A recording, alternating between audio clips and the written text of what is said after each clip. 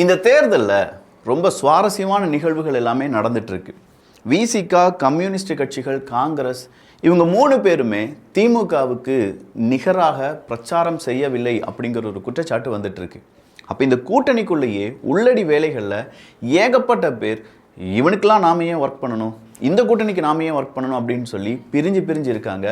இந்த எலெக்ஷனுக்கு பிறகு இந்த இந்தி கூட்டணி, புள்ளி வச்ச இந்திய கூட்டணின்னு சொல்லிட்டு இருக்காங்க பார்த்தீங்களா, இந்த கூட்டணியில் இருக்கக்கூடிய திமுகவினுடைய கூட்டணி கட்சிகள், அதில் விசிகா, மதிமுக, கம்யூனிஸ்ட் கட்சிகள், காங்கிரஸ் கட்சிகள் இருக்காங்கல்ல, இவங்களுக்குள்ளேயே பிரச்சனை வந்து பிரிஞ்சிருவாங்க அப்படிங்கிற ஒரு செய்தி வெளியாகி இருக்கிறது.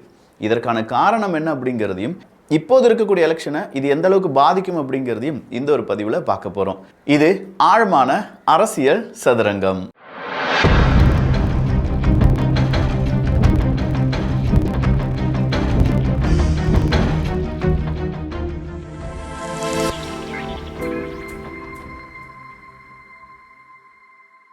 முதல் விஷயம் என்ன அப்படின்னு பார்த்தீங்கன்னா, மந்தமான பிரச்சாரம் அப்படிங்கிறது தான்.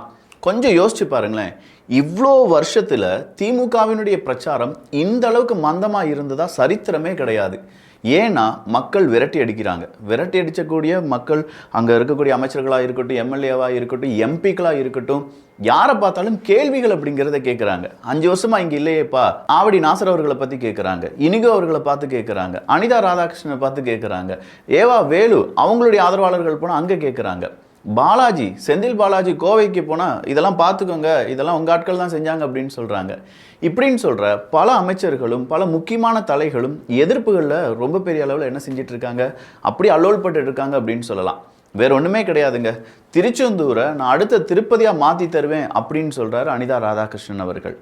அடுத்த முறை எனக்கு நீங்கள் சான்ஸ் தந்தீங்கன்னா திருச்செந்தூரை நான் எப்படி மாற்றிடுவேன், அடுத்த திருப்பதியாக மாற்றிடுவேன் அப்படின்னு சொல்லக்கூடிய அனிதா ராதாகிருஷ்ணன் அவர்கள் திருச்செந்தூரில் அந்த கோயில் வளாகத்தில் இருக்கக்கூடிய டாய்லெட் எந்த அளவில் இருக்குது அப்படிங்கிறது அவருக்கு தெரியுமா? அப்படியே இருந்தாலுமே அங்கே இருக்கக்கூடிய இன்ஃப்ராஸ்ட்ரக்சர் டெவலப்மெண்ட்டாக இருக்கட்டும், அந்த திருச்செந்தூரில் இருக்கக்கூடிய ரோடாக இருக்கட்டும், அது எவ்வளவு குண்டுங்குழியமாக இருக்குது அப்படிங்கிறத அனிதா ராதாகிருஷ்ணன் பார்த்துருக்காரா? கடந்த 25 வருஷமாக நீங்கள் தானப்பா எம்எல்ஏவாக இருந்திருக்கீங்க அப்படின்னு சொல்கிறாங்களே, இவ்வளோ நாள் செய்யாததை இப்போ வந்து திருச்செந்தூர் மக்களுக்கு நீங்கள் செய்வேன்னு சொல்கிறத திருச்செந்தூர் மக்கள் என்ன காதில் பூ வச்சுட்டு காத்துட்ருக்காங்களா அப்படிங்கிற கேள்வியை கேட்குறாங்க. அப்போ அனிதா ராதாகிருஷ்ணன் அவர்களெல்லாம் எதிர்த்தே கேள்வி கேட்க மாட்டாங்க. அவர் என்ன சொன்னாலும் ஓகே சொல்லிட்டு இருந்த மக்கள் இன்னைக்கு பார்த்தா எல்லாருமே எதிர்ப்பை தெரிவித்து அதெல்லாம் வேணாம் மக்கா, எங்களுக்கு வேற ஏதாவது மாற்றம் வரட்டும் அப்படின்னு சொல்கிறாங்கன்னா, இந்த இடத்துலேருந்து அவங்களுடைய மந்தமான அந்த ஒரு தேர்தல் பிரச்சாரம் அப்படிங்கிறது இருக்குது. இதில் அடுத்ததாக மந்தமான தேர்தல் பிரச்சாரம் அப்படிங்கிறது விசிகா, மதிமுக, வைகோ, துரை வைகோ இவங்களெல்லாம் காணவே இல்லை. சோஷியல் மீடியா பக்கம் அவங்களுடைய பிரச்சாரமோ அவங்களுடைய ஒரு பேச்சோ அடிப்படவே இல்லை. அப்படி இருக்கும்போது அவங்க எப்படி பிரச்சாரம் பண்ணியிருப்பாங்க அப்படிங்கிறத கொஞ்சம் யோசிச்சு பாருங்க. அடுத்ததாக இருக்கக்கூடிய திருமாவளவன் அவர்கள்ட்ட இருக்கக்கூடியது தலித் அப்படிங்கிற விக்டிம் கார்டு மட்டும்தான். ஆனால் அந்த கார்டையுமே இப்போ அவர் எடுத்து யூஸ் பண்ணிட்டும் யாருமே அவரை திரும்பி பார்க்குற மாதிரி ஒரு ஐடியா இருக்கான்னு கேட்டால் அதுவும் கிடையாது. சிந்துஜா அப்படிங்கிற ஒரு பெண் இறந்தபோது திருமாவளவன் அவர்கள் வாய்ஸ் கொடுத்துருந்தாங்கன்னா நல்லபடியாக ஒரு அரசியல் தலைவராக அவரை பார்த்துருப்பாங்க. விருதுநகரில் ஒரு 20-25 பேர் இன்னைக்கு பட்டாசு அந்த தொழிற்சாலை வெடித்து உயிரிழந்தவர்களுடைய எண்ணிக்கை. இவங்களுக்கு இழப்பீடு கொடுக்க வேண்டும் அப்படின்னு சொல்லி திருமாவளவன் அவர்கள் சொல்லியிருந்தாங்கன்னா அவருக்கு பின்னாடி கண்டிப்பாக தலித் இளைஞர்கள் வந்திருப்பாங்க. ஆனால் எதுவுமே செய்யாமல் பிரேமலதா அவர்களுக்காக போய் 10 பாட்டு 8 தொகை அப்படிலாம் சொன்ன உடனே அவருடைய அந்த ஒரு இமேஜும் டேமேஜ் ஆகிட்டே இருக்குது. அவரும் என்ன செஞ்சிட்டு இருக்காருன்னா, ரொம்ப நாளாகவே திமுக கொடுக்கக்கூடிய நெருக்கடியில் சிக்கி தவிச்சிட்டு இருக்காரு. ஒன்றுமே கிடையாது. புதுச்சேரியில் போய் சொல்கிறாரு, விசிகாவினுடைய வேட்பாளர்களுக்கு நீங்கள் ஓட்டு போடாதீங்கன்னு சொல்லி. சார் உங்கள் கட்சி தான் சார் விசிகா, அங்கே போய் ஓட்டு போடாதீங்கன்னு சொன்னால் இல்லை நாங்கள் வந்து பேச்சுவார்த்தைக்கு முன், அதாவது ஏதோ ஒரு கிவ் அண்ட் டேக் பாலிசி, மணியோ இல்லாட்டி வேறு ஏதாவது பவரோ இல்லாட்டி வேறு ஏதாவது அதிகாரமோ ஏதோ ஒன்று வச்சுக்கோங்களேன், இந்த கிவ் அண்ட் டேக் பாலிசி வர்றதுக்கு முன்னாடி தனித்தனியாக போட்டி போடலாம் அப்படின்னு சொல்லி காங்கிரஸ், திமுக, விசிகா பிளான் பண்ணி எல்லாம் அப்ளைலாம் பண்ணிட்டாங்க. திடீர்னு பார்த்தா பைசா செட்டில்மெண்ட் ஏதோ ஆயிடுச்சு. செட்டில்மெண்ட் ஆனோடனே விசிகாவினுடைய தலைவர் வந்து சொல்கிறார், இல்லை என் வேட்பாளர் அங்கே நிற்கிறாங்க, ஏன்னா வேட்புமனுவை திரும்ப வாபஸ் பெற முடியாது, அதனால் நீங்கள் அவருக்கு ஓட்டு போடாதீங்க, அதுக்கு பதிலாக கூட்டணி கட்சிக்கே ஓட்டு போடுங்க அப்படின்னு சொல்லி இந்திய வரலாற்றிலேயே, தமிழக வரலாற்றிலேயே முதல் முறையாக ஒரு முக்கியமான அரசியல் தலைவர் அவருடைய சொந்த கட்சிக்கு ஓட்டு போட வேண்டாம்னு சொன்னது அண்ணன் திருமாவளவன் அவர்களாக தான் இருக்கும். அப்போ இந்த இடத்துல அவருடைய இமேஜும் டேமேஜ் ஆனது அப்படின்னோடனே அங்கே இருக்கக்கூடிய நிர்வாகிகள் எல்லாரும் பேசுகிறாங்க, இனியும் திமுக கிட்ட நம்ம கொத்தடி அடிமையாக இருந்தோம்னா சரிப்பட்டு வராது, நம்ம கட்சி அழிந்துரும் அப்படின்னு சொல்லி அவங்களுடைய பிரச்சாரமும் என்ன ஆகுது அப்படின்னா மந்தமாகுது. இதில் விசிகாவை சார்ந்த நிறைய நிர்வாகிகள் தாவேகா பக்கமும் நாம் தமிழர் கட்சியின் பக்கமும் சாடிட்டாங்க. இப்படி சாடினதுனால என்ன ஆயிடுச்சு, ஐயோ அடுத்ததான் நம்ம கட்சியை பாதுகாக்க வேண்டுமே அப்படின்னு சொல்லி மக்களையும் அவங்களுடைய ஆதரவாளர்களையும் ஒன்று திரட்டுவதற்கே விசிகாக்கு காலதாமதம் அப்படிங்கிறது ஆனதுனால திமுகக்கு ஆதரவாக பிரச்சாரம் செய்வது அப்படிங்கிறது அவங்களுக்கு ரொம்ப எட்டாக்கணியாக மாறிடுச்சு. ஸோ மதிமுக வாஷ் அவுட் ஆகிட்டாங்க, இந்த பக்கமாக விசிக கொஞ்சம் கொஞ்சமாக அவுட் ஆகிட்டு இருக்காங்க. தேமுதிக அவர்களை பொறுத்த வரைக்கும் துரந்தர் பிரேமலதா அப்படின்னு சொல்லி எல்லாரும் அவங்கள அழைக்கிறாங்க. பெட்டிலதா அப்படின்னு சொல்லி சி.வி. சண்முகம் அவர்கள் அழைக்கிறார்கள்.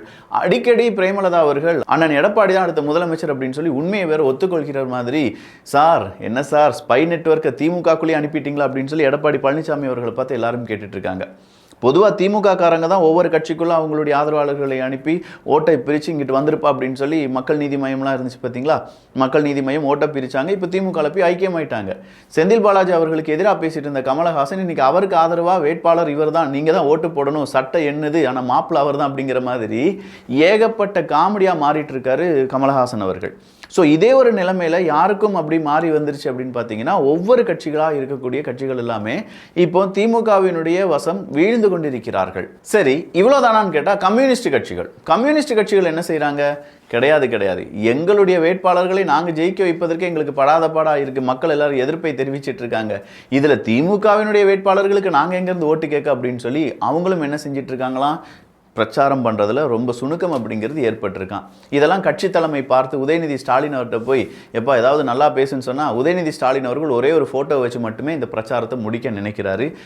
எடப்பாடி பழனிசாமி அவர்களுடைய ஒரு புகைப்படத்தை வைத்து மட்டுமே இந்த பிரச்சாரம் அப்படிங்கிறத உதயநிதி ஸ்டாலின் அவர்கள் செஞ்சிருக்கார் அப்படின்னு சொல்லும்போதே இவங்ககிட்ட எவ்வளவு கண்டென்ட் கம்மியாக இருக்குது அப்படிங்கிறத கொஞ்சம் யோசிச்சு பார்த்துக்கோங்க. சரி, இந்த மந்தமான பிரச்சாரம் அப்படிங்கிறதுனால மட்டும் கூட்டணி வெடிச்சிரும், விலகிரும், கூட்டணி இல்லாமல் போயிடும் அப்படின்னு நான் சொல்லலை. அடுத்ததாக இருக்கே எட்டா கனியாக இருக்கக்கூடிய காங்கிரஸ் மற்றும் திமுகவினுடைய தலைகளுடைய அந்த பிரச்சாரம். இப்போ ராகுல் காந்தி அவர்கள் வரும்போது ராகுல் காந்தி அவர்களும் ஸ்டாலின் அவர்களும் ஒன்றாக நின்று பிரச்சாரம் செய்ய வேண்டும், அதுதான் சூப்பராக இருக்கும். ஆனால் அது இந்த எலெக்ஷனில் நடந்துச்சா? இல்லை. முக்கியமான இண்டி கூட்டணியில் ஒரு பெரும் தலை யார் அப்படின்னு பார்த்தீங்கன்னா தமிழ்நாடு தான். அதனுடைய முதலமைச்சர் மு க ஸ்டாலின் அவர்கள் தான். அவருடன் ஸ்டேஜை ஷேர் பண்ணுறதற்கு ராகுல் காந்தி அவர்கள் மறுக்கிறார் அப்படின்னு சொல்கிறத கொஞ்சம் யோசிச்சு பாருங்கள். அங்கே தான் பிரச்சனை அப்படிங்கிறது ஆரம்பமாகுது. ஸோ சிபிஐஎம் இங்கே இருக்கக்கூடிய எட்டா கூட்டணியில் பொருந்தா கூட்டணியாக இருக்கக்கூடிய பல கட்சிகள், இதுக்கு நடுவில் தேமுதிகவினுடைய வரவு, அவங்க உண்மையை ஒத்துக்கொள்வது அப்படி இப்படின்னு சொல்லி இதெல்லாம் பிரச்சனையாக இருக்கும்போது இன்னைக்கு செல்வ பெருந்தகை அவர்கள் வந்து சொல்கிறார், பாஜக என்னை முடக்க நினைக்கிறது, வருமான வரி சோதனை அப்படிங்கிறது நடந்துட்டு இருக்கு அப்படின்னு சொல்லி ஏகப்பட்ட வசனத்தில் அவர் பாட்டுக்கு ஒரு ஆர்டிக்கலையும் வெளியிடுகிறார், அவர் பாட்டுக்கு ஒரு ப்ரெஸ் மீட்டும் கொடுக்கிறார். இதை பார்த்துட்டு அந்த மு க ஸ்டாலின் அவர்களுடைய ட்விட்டர் அட்மின் என்னப்பா செல்வ பெருந்தகை அவர்களை வெளியிலே விட மாட்டேங்கிங்களாமே, எங்க காங்கிரஸ் வளர்றதை பிஜேபி தடுக்க நினைக்கிறதா அப்படின்னு சொல்லி கேட்குறாங்க. என்ன சார், ராகுல் காந்தி அவர்கள் பேசின பேச்சை மொழிபெயர்த்து செல்வப்பெருந்தகை அவர்கள் சொன்னதுக்கான காமெடியே இன்னும் முடியலை. சிரிச்சு வயிறெல்லாம் புண்ணா போயிடுச்சு அப்படின்னு சொல்லி மக்கள் எல்லாம் பேசிட்டு இருக்காங்க. இதில் செல்வப்பெருந்தகை அவர்கள் வெளியில் வந்து பேசினார்னா கண்டிப்பாக காங்கிரஸுக்கு நெகட்டிவாக தான் முடியும், பாசிட்டிவாக முடியாது. இதெல்லாம் நினச்சி தான் செல்வப்பெருந்தகை அவர்கள் வெளியே வராமல் இருந்தாரோ என்னவோ, கடைசியாக என்னை முடக்க நினைக்கிறது அப்படின்னு சொன்னாங்க பார்த்தீங்களா. வருமான வரித்துறை அடுத்ததாக ஒரு ஸ்டேட்மெண்ட்டை கொடுக்குறாங்க, அப்படி ஒன்றுமே நடக்கலையப்பா, இதை பாலிமர் நியூஸ் சேனல் வெளியில் விடுறாங்க. எப்படி வெளியில் விடுறாங்க, வருமான வரி சோதனை அப்படிங்கிறது செல்வப்பெருந்தகை அவர்களை கங்கணம் கட்டி எதுவுமே நடக்கலை, அவர் ஃப்ரீயாக போகலாம் வரலாம், யார் அவரை பிடிச்சு வச்சுருக்காங்க.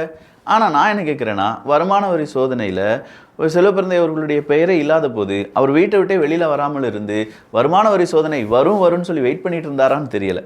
சரி, செல்வப்பெருந்தகை அவர்கள் தான் பொய் சொல்லிட்டார் அப்படின்னு சொல்லி மு க ஸ்டாலின் அவர்களுக்கு உளவுத்துறை ரிப்போர்ட் கிடைக்கலையோ என்னவோ திடுதுப்புனி வந்து அவரும் ட்வீட் போட்டதுனால இரண்டு பேருமே இன்னைக்கு ஜோக்கராக மாறி நிற்கிறாங்க சோஷியல் மீடியாவில். இதெல்லாம் ஒரு புறம் இருக்கும்போது அடுத்ததாக இருக்கக்கூடிய சிக்கல் என்ன அப்படின்னு பார்த்தீங்கன்னா, இந்த எலெக்ஷனுக்கு பிறகு ஆட்சியிலும் பங்கு அதிகாரத்திலும் பங்கு அப்படிங்கிற அந்த குரல் ஒலிக்கிறதுக்கான வாய்ப்புகள் அதிகமாக இருக்குது. குறிப்பாக காங்கிரஸ் அந்த தாக்கூர் அவர்களாக இருக்கட்டும், விசிகாவை சார்ந்த சில நபர்களாக இருக்கட்டும், இவங்க எல்லாருமே ஏன் நாங்கள் ஆட்சியிலும் பங்கு அதிகாரத்திலும் பங்கு கேட்கக்கூடாது அப்படிங்கிற ஒரு கேள்வியை கேட்டிருந்தாங்க. ஸோ எலெக்ஷன் முடிஞ்ச உடனே ஒருவேளை திமுக ஜெயிச்சாலும் சரி ஆட்சியில் பங்கு அதிகாரத்தில் பங்கு அப்படின்னு சொல்லி கேட்பாங்க. ஒருவேளை திமுக தோத்துட்டாங்கன்னா போதும், உன்னுடைய கூட்டணியில் நாங்கள் இருந்து எந்த பிரயோஜனமும் கிடையாது அப்படின்னு சொல்லி இவ்வளோ வருடங்கள் அடக்கி வைத்து இருந்த அத்தனை வன்மங்களையும் தெளிப்பதற்காக திமுகவை வீழ்த்த நினைப்பார்கள் மற்ற இருக்கக்கூடிய கட்சிகள். இதை திமுக எப்படி ஸ்டெபிலைஸ் பண்ண போகிறாங்க, எப்படி பாதுகாக்க போகிறாங்க, அவருடைய பட்டத்து இளவரசரான உதயநிதி ஸ்டாலின் அவர்களை எப்படி பாதுகாப்புடன் அடுத்த கட்ட எலெக்ஷனுக்கு சூஸ் பண்ண போகிறாங்க, தேர்ந்தெடுக்க போகிறாங்க அப்படிங்கிறதெல்லாம் பெரும் கேள்வியாக மாறிடும். ஏன்னா ஆல்ரெடி திமுகக்குள்ள பெருசுகள் சிறுசுகள் அப்படிங்கிற ஒரு சண்டை ஓடிட்டு இருக்கு. நீங்கள் வந்து கருணாநிதிக்கு பிறகு ஸ்டாலின், ஸ்டாலினுக்கு பிறகு உதயநிதி, உதயநிதிக்கு பிறகு இன்பநிதி அப்படின்னு சொல்லி ஒரு குடும்பமாக இருக்கும்போது இந்த கட்சிக்காகவே 80 வருஷம் 84 வருஷம் வயசு 84 வயசு வரை உழைத்தவர்கள் அங்கே இருக்காங்க. அவங்களுடைய மகன்கள் பேரன்கள் அப்படின்னு சொல்லி எல்லாருமே இருக்கிறபோது அதை எப்படி ஒரு குடும்பத்துக்கு மட்டும் நாங்கள் விட்டு கொடுக்க முடியும் அப்படின்னு சொல்கிற சண்டை சச்சரவு, அதாவது அதெல்லாம் உட்கட்சி பூசல் அப்படின்னு வச்சுக்கோங்களேன், இது எல்லாமே இருந்துட்டு இருக்கு. இதை தாண்டி அடுத்ததாக இருக்கக்கூடியது சிறுபான்மையினருடைய ஓட்டு தான். அது பெப்பரப்பன்னு சொல்லி பல்லிழிக்க ஆரம்பிச்சிருச்சு. உங்ககிட்ட ஆயர்கள் வேணா இருக்கலாம், ஆனால் விஜய்கிட்ட இப்போ ஜீசஸே இருக்கார் அப்படின்னு சொல்லி கிறிஸ்தவ வாட்ஸ்அப் குரூப்ல எல்லாம் ஒரு ஃபோட்டோ பயங்கர வைரல். அந்த வைரலை பார்த்த பிறகு கண்டிப்பாக கிறிஸ்தவர்கள் யாரும் திமுகவுக்கு ஓட்டு போட மாட்டாங்க, அவங்க தாவேகாவுக்கு ஓட்டு போடுவாங்க. ஒரு கிறிஸ்தவனாக இருக்கும் பட்சத்தில் நீங்கள் கிறிஸ்தவர்களுக்கு ஓட்டு போடக்கூடாது அப்படின்னு சொல்லி ஆயர்கள் சொன்னது தான் மிகப்பெரிய மத வெறி அப்படின்னு சொல்லலாம். அதாவது அங்கே யாரெல்லாம் இருக்காங்க, ஒரு பெண் இருந்தாங்க பார்த்தீங்களா, பால் தினகரனுடைய மருமகள் அப்படின்னு தோணுது. ஸோ இந்த ஆயர்களுடைய இந்த கூட்டத்தில் அவங்களுக்கு என்ன வேலை? இந்த பால் தினகரன் அவர்கள்லாம் என்ன மாதிரி பேசியிருக்காங்க, இவங்களாம் மதத்தை எப்படி வளர்த்துருக்காங்க, இவங்களை வச்சுட்டு நாங்கள் மத சார்பற்ற கூட்டணி அப்படின்னு சொல்கிறதே திமுகவுக்கு பெரிய வெக்கக்கேடானது தான். அப்போ இதெல்லாம் பார்த்துட்டு இருக்கக்கூடிய ஹிந்துக்கள் என்ன நினைக்கிறாங்க, இதுக்கு மேலே இவங்களை சும்மா விட்டால் சரி வராது அப்படின்னு சொல்லி ரோசம் இருக்கக்கூடிய கொஞ்சம் பேர் திமுகவுக்கு ஓட்டே போட மாட்டோம் அப்படின்னு சொல்ல ஆரம்பிச்சிட்டாங்க. ஊர் முழுக்க அவங்க சும்மா டீ கடையிலலாம் உட்காந்து பேசும்போது மக்கா நம்ம ஓட்டு போடக்கூடாது அப்படின்னு சொல்லி பேசுகிறாங்க. ஏன்னா இவங்களுக்கு சிறுபான்மையினுடைய ஓட்டு தானே வேணும், பெரும்பான்மையினுடைய ஓட்டு வேண்டாமே. அப்போ சிறுபான்மையினுடைய ஓட்டை வச்சு மட்டும் ஜெயிக்கட்டும், கடைசி வரையும் திமுகவினுடைய ஆதரவாளர்களாக நம்மை காண்பித்துக் கொள்வோம். அப்படிதான் இருக்காங்க நிறைய பேர். நான் திமுகப்பா அப்படின்னு சொல்லி கெத்தா வெளியில சொல்லிக்கிட்டு அடுத்ததா மறைமுகமா ஓட்டுகள் பிற கட்சிகளுக்கு கொடுப்பதற்காக இவங்க என்ன செய்ய ஆரம்பிச்சிட்டாங்க, ஆயத்தமாக ஆரம்பிச்சிட்டாங்க. இதெல்லாம் ஆளுங்கட்சிக்கான பிரச்சனை, திமுகவினுடைய பிரச்சனை அப்படின்னு சொல்லி வரும்போது நாம் தமிழர் கட்சியினுடைய பிரச்சனையை நம்ம பார்க்கலாம். சாட்டை இங்கே வந்து ஒரு முக்கியமான அண்ணன் சீமான் அவர்களுக்கு பிறகு இருக்கக்கூடிய சில நபர்கள், முக்கியமான சில நபர்கள், இவங்க நொடிக்கு நொடி அவங்க கட்சியை பற்றி பேசுறதை விட திமுகவை எதிர்த்து பேசுவதை விட விஜய் அவர்களை ரொம்ப பெரிய அளவில் வன்மமாக திட்டி பேசினது மட்டும்தான் அதிகமான காணொலிகள், அதிகமான ட்வீட்டை நம்மளால் பார்க்க முடியுது. இதில் சாட்டை ஒருபடி மேலே போய் என்ன பேசிட்டார் அப்படின்னா, விஜய் அவர்களை திட்டுறதை திமுக காரங்களே ரசிக்கிறாங்க, நம்ம ரெண்டு பேரும் பங்காளி, நீ எப்போ வேணாலும் என்னை திட்டிக்கலாம், ஆனால் இப்போ நீ விஜயை மட்டும் வச்சு செய் அப்படின்னு சொல்லி திமுக காரங்க சொல்கிறாங்க, அதனால் இந்த எலெக்ஷனில் நான் விஜயை தான் திட்ட போகிறேன் அப்படின்னு சொல்லி பேச்சு கொடுக்குறார். இப்படி ஒரு வீடியோவை அவர் வெளியிட்ட பிறகு எவனாவது ஒருத்தன் மானரோசம் இருக்கிறவன் நாம் தமிழர் கட்சி பக்கம் போய் பேசுவானா அப்படிங்கிறது இன்னொரு கேள்வியாக இருக்குது. உண்மையான எதிரி யார் அப்படின்னு சொல்கிறத விட சாட்டை துரைமுருகன் சொல்கிறது என்ன, சினிமா கூத்தாடி ஒருத்தனை நம்ம என்ன செஞ்சிடக்கூடாது, தலைவனாக வச்சிடக்கூடாது அப்படின்னு சொல்லி. இங்கே அப்படி பார்த்தா உதயநிதி தலைவனாக இருக்காரு, அந்த பார்த்தா ஸ்டாலின் அவர்கள், அந்த பக்கமாக திருமாவளவன் அவர்கள் படம் நடிச்சிருக்கார், இந்த பக்கமாக சீமான் அவர்கள் படம் இயக்குனராக இருந்திருக்கிறார்.